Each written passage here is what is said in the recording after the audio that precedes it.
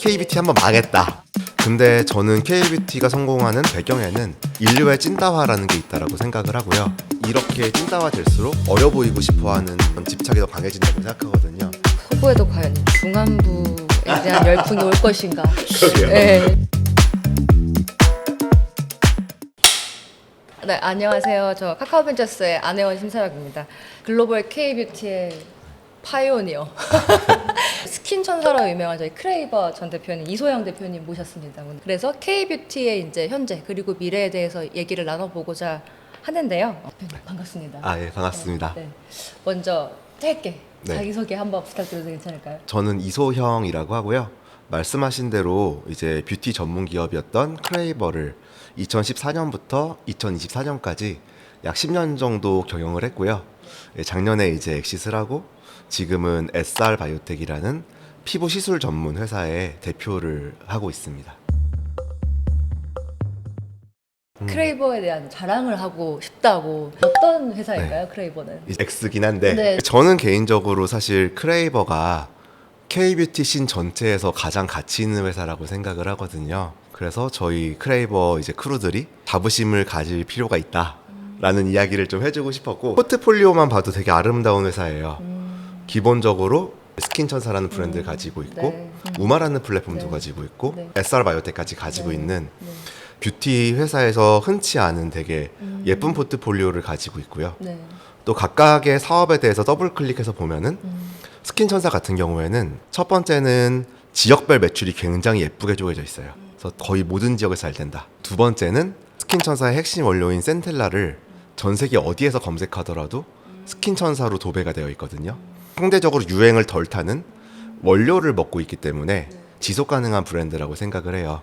우마 플랫폼 같은 경우에도 대형 친구들한테 의존하는 게 아니라 굉장히 작은 바이어들 여러 개로 구성이 되어 있는 플랫폼이거든요. 재구매율도 사실 굉장히 높아요. 그다음 마지막으로 SR 바이오텍 같은 경우는 트렌드에 가장 맞는 피부 시술 제품을 개발하고 있는 차세대 슈퍼스타가 될 수 있는 회사라서 굉장히 좋은 회사라고 생각을 합니다. 이 소중한 의사결정이 쌓인 이 회사를 성공적으로 매각을 하셨어요. 그래서 이 매각을 하시게 된 계기도 굉장히 궁금했거든요. 그러니까 아무래도 사실은 뭐 회사가 정점에 이르렀으니 매각하자 이런 건 전혀 아니었어요. 그래서 저는 이제 화장품을 10년 했잖아요. 그러다 보니까 좀 새로운 걸 하고 싶다라는 마음이 되게 많이 들었었고요. 특히 제 속에서는 진짜 기술 집약적인 무언가를 해서 그냥 제품 자체로 압도적인 뭔가를 만들어 보고 싶다라는 그런 욕심이 있었는데 이제는 내 꿈을 찾아 떠나야 될 거라고 생각을 했고, 누군가 나보다 더 회사를 잘 이끌어줄 수 있는 사람이 이 회사를 가지고 상장을 해서 크레이버의 구성원들이 그동안 노력했던 것들을 지속 가능하게 벌 수 있게 해주면 좋겠다, 이런 생각들을 좀 했었던 것 같습니다. 회사를 팔아라라고 하는 사람들이 한 네네. 곳만은 아니었을 것 같다라는 그렇죠. 생각이 들고, 네네. 그럼에도 불구하고 구다이 글로벌이라는 곳을 선택하게 된 어떤 계기도 좀 궁금했어요. 첫 번째로 회사를 잘 경영할 사람한테 이 회사를 매각해야 되고, 두 번째로는 이 회사를 상장시킬 수 있는 사람한테 매각해야 되고, 세 번째로는 결국에는 오너가 얼마나 신뢰할 수 있는 사람인가가 이 세 가지 조건을 가진 사람에게 회사를 매각해야겠다라고 생각을 했는데요. 이제 구다이 글로벌의 천주혁 대표님 같은 경우에 이미 뭐 기업 경영 능력이 꽤 증명되신 훌륭하신 분이시고, 이 회사를 상장시켜서 지속 가능한 기업으로 키울 의사도 있으시다고 하셨고, 말 한마디 한마디를 잘 지키는 좀 신뢰감 있는 분인 것 같다는 생각이 들었어요. 그래서 실제로 저도 이제 매각 과정에서 훨씬 더 비싼 금액을 쳐줄 테니 우리한테 팔아라는 제안을 되게 많이 받았는데, 저도 신뢰를 지켜야 된다고 생각해서 아니다, 우린 이미 구두로 약속을 했고 구두 약속도 약속이기 때문에 지켜야 된다. 그래서 좀 딜이 아름답게 됐었던 것 같습니다. 네, 저희가 또 시장에 대한 얘기를 안 해볼 수가 없어요. K뷰티라는 하나의 시장, 거대한 흐름이 그때도 첫 창업 때 있으셨고, 그 세컨드 웨이브가 미국에서 한번 왔잖아요. 맞아요.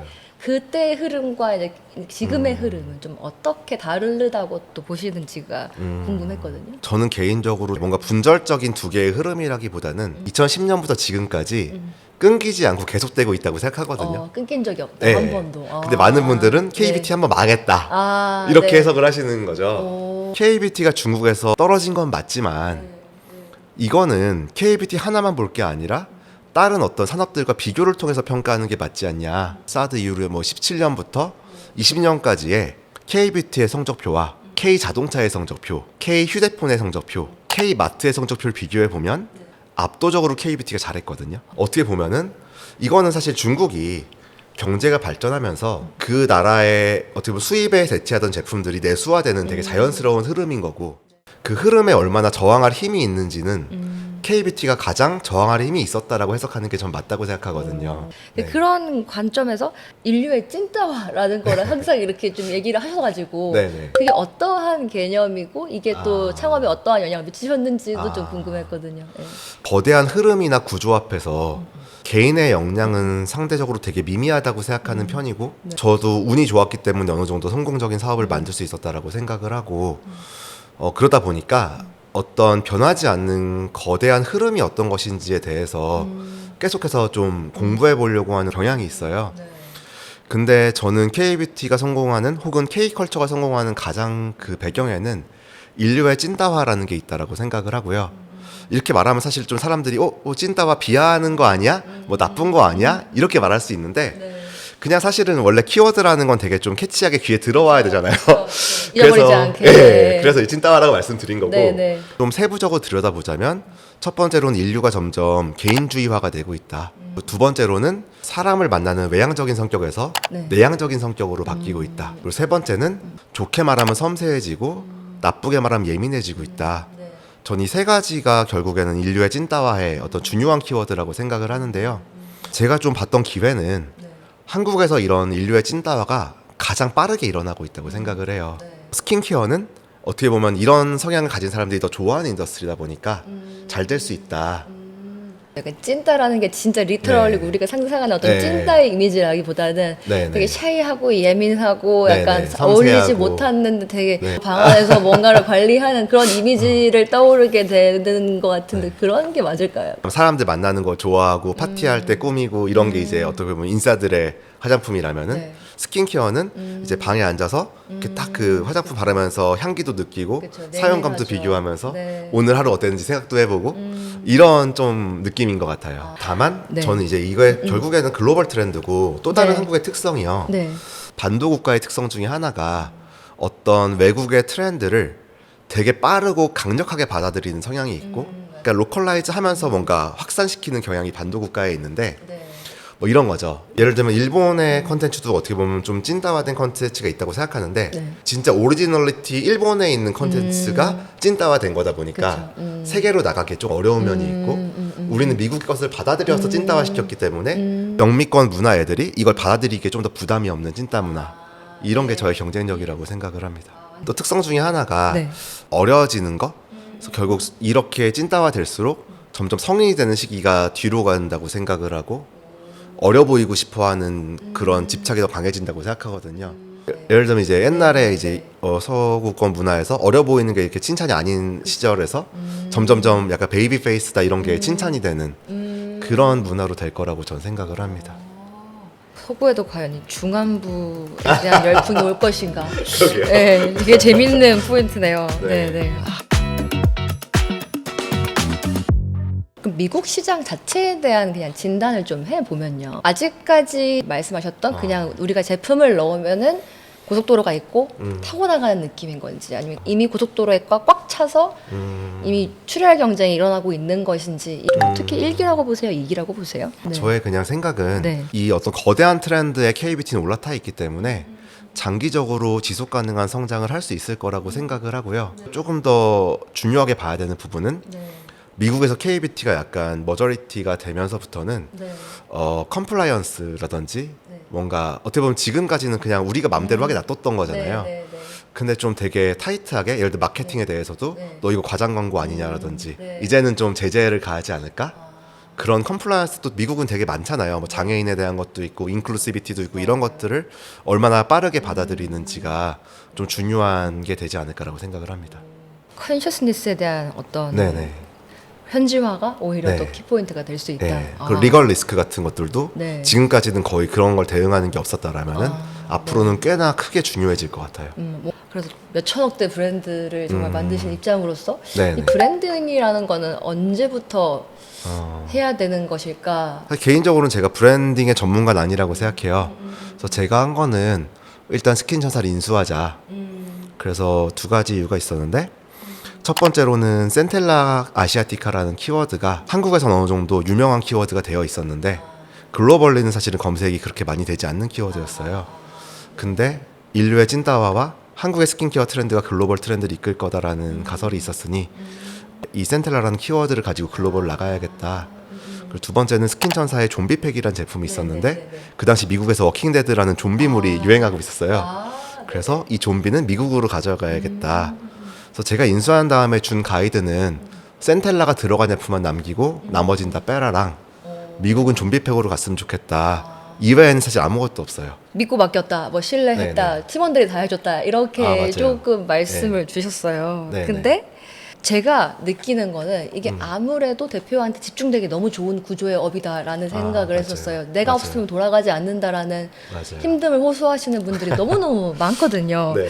근데 사실 회사를 정말 크게 키우셨고 또 믿음이라는 말씀을 많이 하셔서 위임이라는 거를 도대체 어떻게 하셨던 걸까? 또 그게 왜 중요한가? 이런 것들이 좀 궁금했거든요. 네.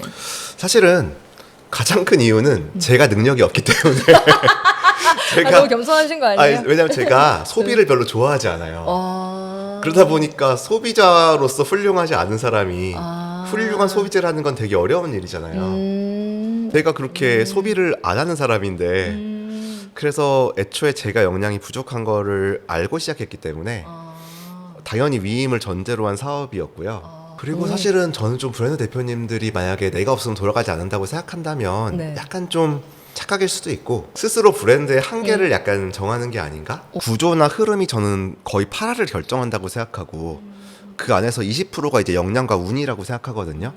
근데 사실은 이 구조나 흐름 때문에 네. 어떤 시장에서 성공하기 위한 핵심 역량은 이미 정해져 있는 경우가 많아요. 예를 들면 저희 K뷰티가 중국에서 초반에 반짝 성장했을 때는 제가 보기에는 중국을 그 당시 유통이 지배하는 시장이었기 때문에 중국에 어떻게 보면 약간 밀수 같은 따이공을 할 수 있는 그런 유통사랑 친하게 지내는 게 가장 중요한 덕목이었을 거예요. 그러면 유통을 잘하는 사람들이 브랜드를 성공시키기 되게 좋겠죠. 우리나라에 이제 원 브랜드 샵이 유행했을 때는 어떻게 빨리 좋은 목의 오프라인 스토어를 까나 이런 것들이 되게 중요했을 것이고 그래서 되게 재밌는 거는 시장의 성공 방식이 바뀔 때마다 연속적인 성공을 한 브랜드가 없는 거예요. 그 방식을 유지를 하니까요. 네네. 대표님의 영향에 의지하면은 내가 할 수 있는 초식밖에 안 가지고 있기 때문에 그게 통하지 않는 시장에 가버리면은 이제 처참하게 실패하는 거죠. 어떤 나의 무기, 나의 정권이 네. 있는데 이 네네. 정권만 가지고 계속 찌르는데 네네. 그 정권이 이제 미국 가서 안 통해서 안 통하는 거죠. 그리고 사람은 한번 성공하면은 그게 다 답인 줄 알기 때문에 민감한 질문일 수 있는데 네네. 중국에서 정말 잘 되셨잖아요. 네. 답인 줄 아셨던 시절이 있으셨나요? 약간? 저요? 네. 사실은 저는 근데 너무 성공 기간이 짧고 그다음 빠르게 실패해서 그렇게까지 너무 짧게 날 거였구나. 네, 너무 짧아서 뭔가 인이 박히기엔 좀 짧았고. 그러시구나. 근데 뭐 이런 거죠. 예를 들면 중국만 하더라도요. 초반엔 유통이 시장을 지배한 헤게모니를 유통이 가지고 있는 시장이었어요. 그게 무슨 말이냐면은 소비자들이 K뷰티를 잘 모르고 K뷰티 수요 대비 공급이 딸릴 때는 네. 유통을 장악하고 밀어 넣기만 하면 팔려요. 왜냐면 소비자는 어차피 뭐가 좋은지 모르니까 네. 점원이 추천하는 걸 사는 거고. 근데 시장이 지나면은 마케팅으로 헤게모니가 넘어가거든요. 네. 소비자들은 똑똑해지고 맞아요. 내가 네, 본 다음에 나 이제 이거 살 거야. 근데 이제 예를 들면은 유통이 헤게모니를 잡던 시대에 성공한 회장님은 네. 직원들이 마케팅 해야 된다고 그러면은 이게- 나는 뭐 마케팅 1원도 안 쓰고 이렇게 따이공들이 했는데. 이렇게 해서 이렇게 띄웠는데 넌 왜 자꾸 돈 쓰자 그래. 이러면 이제 안 되는 거죠. 되게 쉽지 않네요. 네. 이게 초기 브랜드들은 가능성이 있는 친구들을 뽑아서 우리가 키워야지 이런 생각도 하시는 것 같아요. 그래서 뽑으시는 기준, 또 이들을 성장시키는 방식 이런 거에 좀 철학이 있으시다면 어떤 게 있으셨는지 궁금해요. 네. 일단 저는 회사가 저희 지원자에게 원하는 바를 명확하게 정의하는 게 되게 중요하다고 생각을 해요. 왜냐하면 네. 우리 회사가 어떤 회사고 어떤 사람 원하는지 알아야 되고 그렇죠. 반대로 이런 사람 오지 마라. 그렇죠. 이렇게 있어야 그 사람들도 나 알고 왔어. 이렇게 되는 거잖아요. 기대치 매니지먼트가. 맞아요. 네. 그리고 이런 걸 원치 않는 사람들은 애초에 들어오지 않는 거고. 그래서 일단 저는 회사에 인재상과 코어 밸류를 되게 세심하게 정의하는 게 엄청 중요하다고 생각을 하고요. 실제로 저희는 2015년부터 이제 코드 오브 컨덕트 책도 만들고 인재상도 설정하고 인재상 기준으로 뽑고 그리고 코어 밸류를 망치는 사람이 있다고 생각하면은 네. 아무리 핵심적인 사람이더라도 네. 정리해야 된다고 생각하고. 정말 이게 와 교과서적이다 맞아요.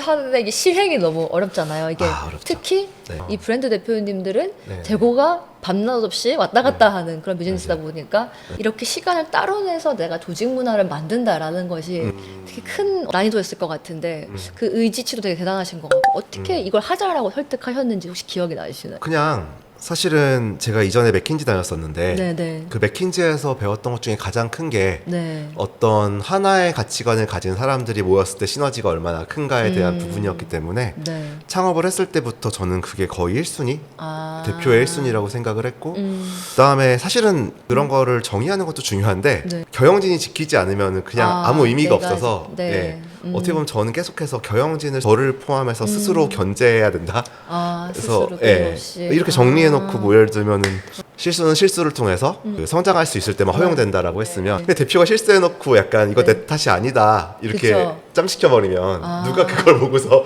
아, 이 회사가 실수는 예. 실수 그냥 실수하면 안 된다 이렇게 생각을 하겠어요. 그럼 제가 먼저 네. 내가 이런 실수했고 미안하고 사과하고 다신 이렇게 해야겠다라고 해야 사실은 이게 유의미한 어떤 구호가 되는 건데 저는 뭐 저도 그렇지만 거의 모든 임원진들이 되게 스스로 뭔가 그런 문화를 만들어 주셨던 것 같아요. 또 그런 게 중요한 제1 가치분들을 데리고 네, 오셨던 네. 것도 유효했었을까요? 맞아요, 맞아요. 그런 입장에서 음. 이렇게 점점점 회사가 커져가면서 단기간에 큰 단위의 의사결정을 내려야 될 때가 많아지실 것 같고 내 주변의 어떠한 상황과 상관없이 그냥 굉장히 클리어하고 객관적인 좋은 의사결정을 내리기 위한 이제 지금의 루틴 같은 게 있으신지 좀 궁금해요. 네. 그러니까 사실은 돌아보면요 마음 한 구석에서 이게 잘못된 의사결정인지 몰랐던 건 아닌 것 같아요. 아 그래요? 이미 알고 있어요. 네, 당연히 아는데 네. 뭔가 결국에 계속 그 저울질을 하는 거잖아요. 이로 인한 불편함과 뭐 이런 것들을 계속해서 이 정도는 버틸 만한 게 아닌가? 약간 그래서 좀 제가 진짜 많이 신경 쓴 거는 좀 이고를 죽여야 된다. 아 이거. 네. 그러니까 아. 대표는 네. 진짜 이고를 죽여야 되는 사람이다. 이거를 죽인다라는 게 정말 어려운 아, 일이잖아요. 그게, 어떻게 맞아요. 또 이걸 이렇게 누르시는? 결국은 네, 네, 회사의 코어 밸류와 네. 합리성에 네. 어긋나는 의사결정을 아. 하면 안 되는 건데 네, 네. 첫 번째로는 모든 게 오픈돼 있어야 돼요. 그러니까 의사결정이 밀실에서 일어나면요 네. 이거를 죽이기가 너무 어려워요. 아 보는 눈이 많아야 예, 되는구나. 예. 뭐 사람들이 어떻게 흘러가는지 모르면은 나도 모르게 계속 이렇게 가는 게 있어요. 그래서 그게 되게 중요하고 실제로 제가 제일 이제 이거로 인해 괴로웠던 순간은 네. 저희 회사에 A라는 사업이 있었는데 네. 적자가 되게 심한 사업이었어요. 근데 뭔가 제가 보기엔 이거를 살릴 수 있을 것 같다고 판단을 해서 전체 회의 때 이 사업을 내가 한번 해볼게요. 그리고 이제 목표를 정했어요. 언제까지 어떤 KPI를 달성하겠다라고 했는데 네. 실제로 매출도 꽤 많이 늘고 네. 손실도 절반 이하로 줄었어요. 네. 근데 이제 저희 경영진 회의 때 이 네. 사업을 접어야 된다라는 의견이 나온 거예요. 네. 근데 저는 이제 너무 억울했어요. 왜 접어야 돼? 라고 아. 했는데 그쪽에 접어야 된다고 하는 논리가 굉장히 타당한 거였어요. 아. 구구절절 맞는 얘기더라고요. 네, 네, 네, 네. 근데 이제 그때 원래 여기까지 나왔던 거는 아니 우리 3달 전 회의 때 이렇게 하기를 약속했잖아요. 그렇게 말하고 싶었는데 그 사업을 접으면서 이고도 같이 죽어버린 게 아니라 아까씩 딱 이렇게 부르셨구나. 이렇게 결정적인 이고를 한번 죽이는 사건이 이렇게 딱 스스로 나와줘야. 근데 되게 많이 스스로 그 생각을 많이 했어요. 내가 내 이것 때문에 이 회사를 망할 뻔하게 했으니 무조건 합리적이고 객관적인 의사결정을 해야 된다. 그러려면 모든 걸 공개해야 된다. 이제 CCTV를 내 주변에 이렇게 싹 달아놔야 내가 멀쩡하게 의사결정을 한다. 예전에는 그렇지 않았던 것 같은데 한 몇 년간 네. 최근 이제 뷰티 브랜드 대표님들의 또 네네. 최대 고민 돈을 벌고 있는데 네네. 투자를 받아야 되나 아, 이 질문을 되게 네네. 되게 많이 하세요. 저희는 받으라고 합니다. 하지만 아주 솔직하게 받기로 한 어떤 계기 그 의사결정의 판단점 이런 게 좀 궁금했어요. 네. 일단 저는 말씀하신 대로 유통업을 시작을 했기 때문에 네. 처음에 이제 저희 뭐 시스템도 구축해야 되고 그래서 돈이 필요했었어요. 네. 그래서 다른 방법이 없었었고요. 그 다음에는 투자를 받는 게 인재 밀도에 도움이 된다고 좀 생각을 했었어요. 당시에는 이제 뷰티 기업들이 투자를 받는 경우는 되게 드물었기 때문에 네. 우리는 이런 회사랑 좀 달라. 아, 차별점. 네, 우리는 되게 트렌디해. 젊은 사람들이 모여서 투자도 받고 네. 뭔가 이런 엘리트 조직이야. 이런 이미지를 좀 주고 싶었던 것 같습니다. 그 당시에는 사실은 뷰티 씬에서 구하기 어려운 인재들이 저희 회사에는 많이 있었고 네. 실제로 초기 비트링크 멤버들 중에 퇴사하고 독립해서 창업한 사람들도 되게 많은데 성공한 사람들도 꽤 많아요. 네, 그래서 우리가 좋은 사람들을 뽑았었구나라는 생각은 확실히 있습니다. 아, 어떤 투자 때문에요. 네네. 감사합니다. 근데 네. 그 투자를 받고 싶은 대표님은 그걸 생각해야 되는 것 같아요. 네네. 내가 사업을 통해서 얻고 싶은 게 무엇이고 얼마나 내 꿈의 크기가 크냐. 네. 나는 적당히 꽤 많은 돈을 벌어서 편하게 먹고 싶으면 네. 네. 투자 받는 순간 모든 게 번거로워지잖아요. 그렇죠. 네. 그러니까 내가 적당히 이렇게 그냥 부자로 살고 싶으면 안 받는 게 맞는 것 같고 네. 나는 이거를 약간 진짜로 큰 야망을 가지고 해보고 싶다 그러면 네. 받는 게 맞지 않나? 네, 라고 저는 네. 생각을 합니다. 캡테이블에 정말 많은 투자자분들이 계시는데 그렇죠. 근데 네. 어떤 투자자가 창업자에게 좋은 투자자인가라고 생각가 궁금했습니다. 지금 돌아켜 생각해보면 조언하되 간섭하지 않고 응원하되 방임하게 놔두지 않는 그런 게 좀 좋은 것 같은데 네. 그래서 좀 이렇게 오픈마인드로 대화할 수 있는 사람이 좋은 것 같고 그리고 무조건 믿어준다고 방임하면 안 되는 것 같아요. 왜냐면 창업자들도 도덕적 해이에 빠지기 되게 쉬운 환경이고 대부분 이게 처음 창업이다 보면 이렇게 큰 돈이 들어오면 사실은 좀 해이해지기 쉽잖아요. 그렇기 때문에 견제하는 무언가가 필요한데 투자자가 그런 역할을 해줘야 되는 게 아닌가라고 저는 생각을 합니다. 어떻게 보면 투자자도 이고를 굉장히 내려놔야 좋은 투자자가 그렇죠. 네, 맞아요. 모두 이고를 내려놔야 되는 걸로. 네. 아, 어렵죠. 네.